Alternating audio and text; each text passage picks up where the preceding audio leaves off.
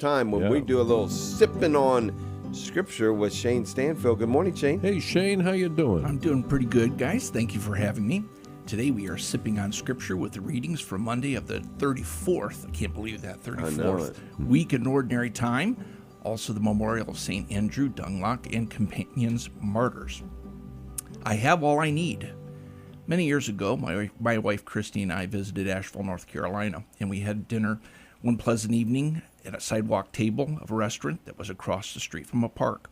Shortly after we were seated at that table, we began to hear a voice of a man who sounded like he was preaching at the top of his voice from somewhere in that park. It was difficult to understand a lot of what he was saying, but you could hear enough to occasionally recognize his references to scriptures. He wasn't being obnoxious. We were still able to enjoy our conversation and our meal. In fact, the noise from the passing traffic and the surrounding tables was much louder than he was. We had no direct line of sight with this man, and I recall that the park was decent-sized and fairly wooded, so this made hearing him clearly all the more difficult. But it was when he started to sing that this seemed to change. He wasn't any louder or easier to understand, but there was something about his intermittent singing that was captivating to me. The more I heard, the more I wanted to go find this man and meet him, and I know that was somewhat surprising for Christy when I told her that was exactly what I wanted to do after dinner. This could have easily been quite a difficult task, because there were a few times that this man went quiet, but after dinner we heard enough to know the general direction that we needed to walk. And there in the distance, on the opposite side of the park, was what appeared to be a homeless man, standing on a paved parkway, talking to another man, who then handed the homeless man what appeared to be money before walking away. The homeless man then raised his arms, loudly praising God, before bursting into a mix of singing and preaching once again, that he continued to do until just after we stopped and stood in awe in front of him. It was almost as if he was oblivious to our presence at first, as he seemed not to care about any kind of audience. This was until he stopped rather abruptly to look at the two of us with one of the brightest expressions of joy that I've ever seen. We learned that Nathan was his name, and while he enjoyed every minute with him, I must admit that having any kind of conversation with Nathan was difficult, to say the least, mostly because of his unexpected outbursts of singing and praise. Despite Nathan having nasty-looking dreadlocks, tattered clothes, and an overall unkempt appearance, he kept sharing that he had so many people looking after him, and we heard Nathan joyfully exclaim for the first of many times, "I have all I need." Nathan exclaimed this for things like shelter and care that he received, as well as medical treatment and a cell phone they needed to carry as a cancer patient. He was happy to show us his drug report, and he was grateful to be receiving regular chemo.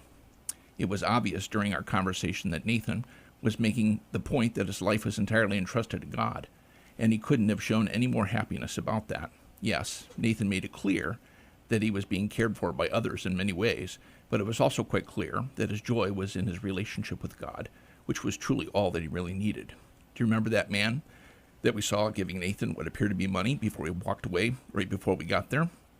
Well, Nathan never looked at what he had in his hand the entire time, and as we were wrapping up our conversation, Nathan expressed his genuine gratitude for us spending so much time with him, so much so that Nathan asked if he could buy us dinner.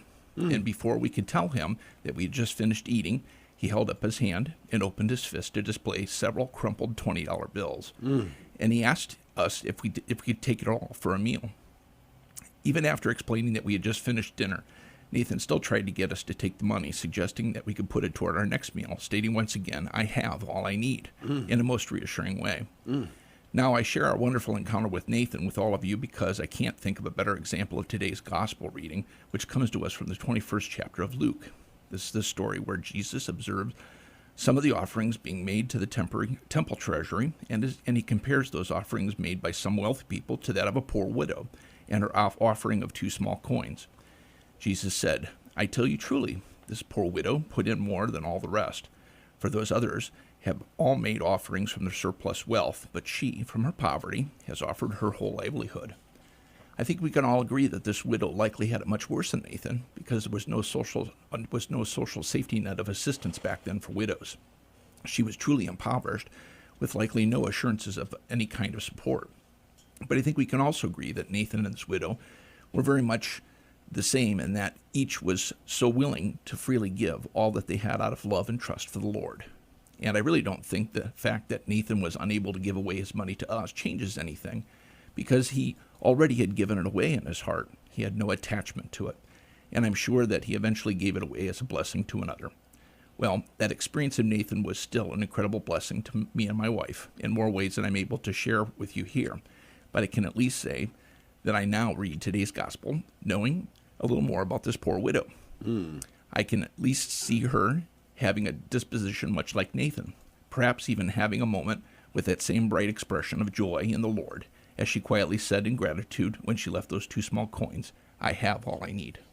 Wow. My goodness. What an inspiration. And how many of us even dare to think out loud, especially, I have all I need. And we do, don't Right. And where are you going to find that pure joy, right? Yeah. I mean, again, we hear Chris Stefanik talk about this as well. This idea that our concerns are usually wrapped around our blessings. Yeah. Like we're anxious about the things that God has blessed us with. We're anxious about losing them. We're anxious about losing part of them. We're anxious about continuing to build up on them. I mean, Yeah. It's like, come on. We really have a hard time keeping our eye on the most important things. Now, we're not saying that everybody needs to live like Nathan. It sounds like he had some issues as well. He had issues. But here's the thing. There was a joy in the midst of that. There was a joy, and I'm telling you, I've seen plenty of joyful people in my life, and people have seen joy in me, and this, it's been in pale in comparison to Nathan. It was amazing to see how much he literally radiated joy. He radiated joy out of his eyes, out of his face. He was constantly smiling. And he could have been complaining, and yeah, he had a little mental thing going on, because again, as I said, it was tough to have a conversation with him, because he would, just like I'm talking to you right now, and he would pretend, or he would act like we weren't even having a conversation. He'd just start bursting out into song in praise of God, and it was such truly an amazing thing to see. And it wasn't intimidating, it wasn't scary. It was like you were attracted to it, and I think that's the important thing. When you see true joy, you're attracted to it. And I was attracted to his voice, and not even seeing him, but then seeing him, I really even chose to ignore his appearance. It was borderline offensive. I mean he was really looked like he had been living on the street. Right. But he didn't. He said, he had a place to stay. I asked him these specific questions. Yeah. And no, he was very happy. He had a meal, and he had all he needed. Yeah. And they made sure that we knew it. In just about every 30 seconds, he was saying, "I have all I need." What was it? St. Francis at one point, St. Francis of Assisi said, "Pure joy would be getting locked out of my monastery in the middle of a cold night." And he came home one day, because he traveled from monastery to monastery. Yeah. And sure enough, he was locked out. And he had to sleep out in the cold that night. And they said the next morning he was just filled with joy that he had been locked out. He got to sit in the outdoors in the cold, suffer a little bit, but just have that joy in the midst of it. Yeah. I think we measure incorrectly, but it's kind of hard to get there. And again, you can talk about it from a mental illness, but I'm talking about from the idea. Nathan had both, right? He definitely had that mental illness struggle going on, but the joy that encapsulated him, the joy that filled him, was authentic. It seemed authentic from Christ. It was very, Absolutely very, very authentic. And again, I've never seen anything like it to this day. One of the things I said that I was blessed to experience that I didn't have time to share.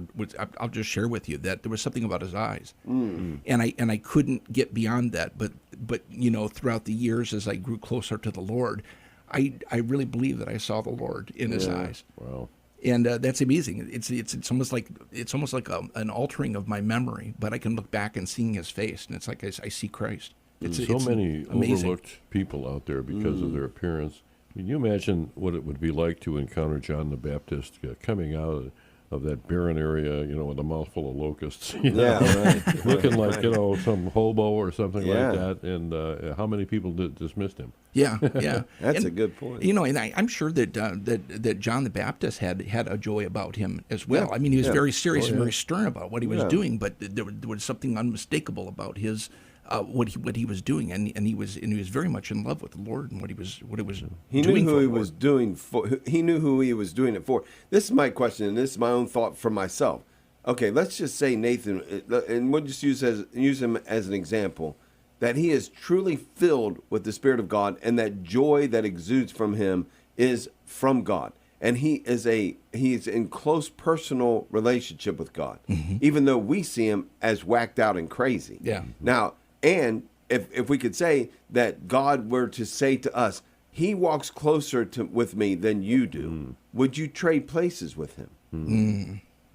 Yeah. What is most important to me? Sure. Because I will tell you, my instinct would be, no, God, I'm comfortable right where I'm at. Yeah. I know he's closer to you. I know he's walking. And again, I use Nathan as an example, but there are thousands of others, right, who have lived this simplistic life. And we look at them and we say, well, I have more than that. I'm more successful than that. All of that. But God says, but would you trade places with them if they're closer to me? No. Wow. Yeah. I'm sorry. But that's who we are. We judge with our human eyes and forget that this is all about relationship with God. Yeah, we focus on so many things, and really a singular focus is what Nathan had. Yeah. And if we had that, what a gift. Yeah. Absolutely. Such a blessing. Blessing Yeah. to meet Nathan. Yeah, God man. bless And him. again, we're not highlighting mental illnesses. That we're talking about the fact that you can be filled with joy in the midst of any situation. Sipping on Scripture. Thanks, Shayne.